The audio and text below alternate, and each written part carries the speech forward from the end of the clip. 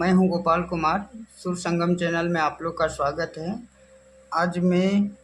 एक निर्गुण बजा रहा हूं। अगर वीडियो अच्छा लगे तो कमेंट शेयर ज़रूर से ज़रूर करें। धन्यवाद।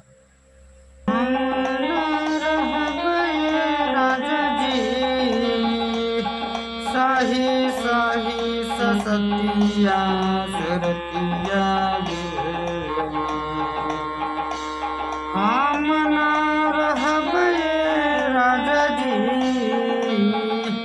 साही साही ससतिया सुरतिया दिल में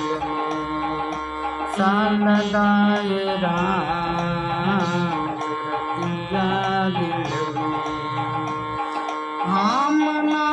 रहबे राजा जी साही साही ससतिया सुरतिया दिल में सालदाए राम सुरतिया दिल में सालदाए राम सुरतिया दिल में हम ना रहबे राजा जी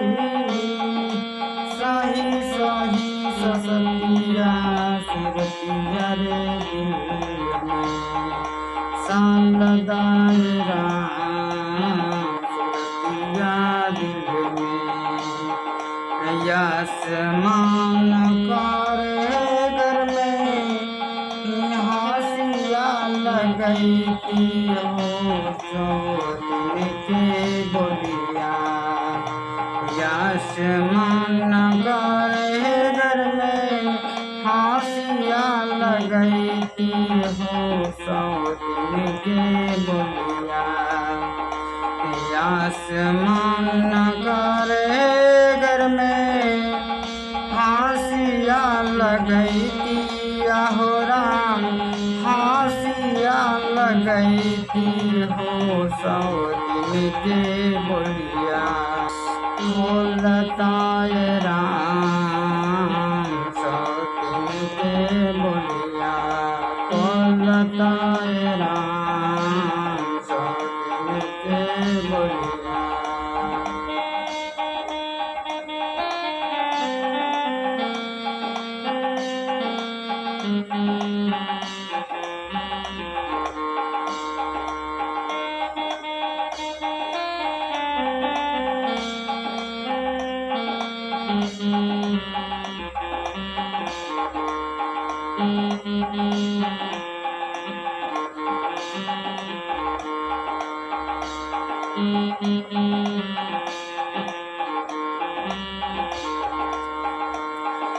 एक दिन धार के परी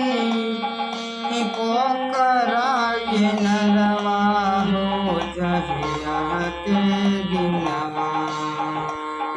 एक दिन धर के परी पोकराई नरवा हो जहिया के दिनवा एक दिन धर के परी पोकराई नरवाया हो राम